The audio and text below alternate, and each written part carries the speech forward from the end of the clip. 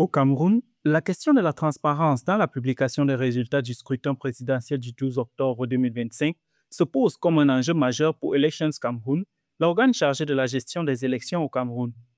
Souvent accusé d'être sous les ordres du parti au pouvoir, le président du conseil électoral d'Elections Cameroun a tenu, lors d'un point de presse donné ce 17 octobre à son siège national à Yaoundé, à lever l'équivoque à ce sujet en indiquant que l'ECAM est un organe indépendant. Les membres de l'Élection Cameroun jouissent d'une indépendance dans l'exercice de leurs fonctions.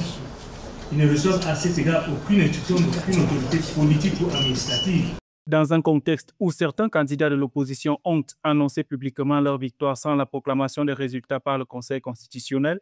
le président du Conseil électoral a tenu à faire une mise au point du processus électoral et appelé au respect de la loi électorale en vigueur. Depuis le 16 octobre 2025,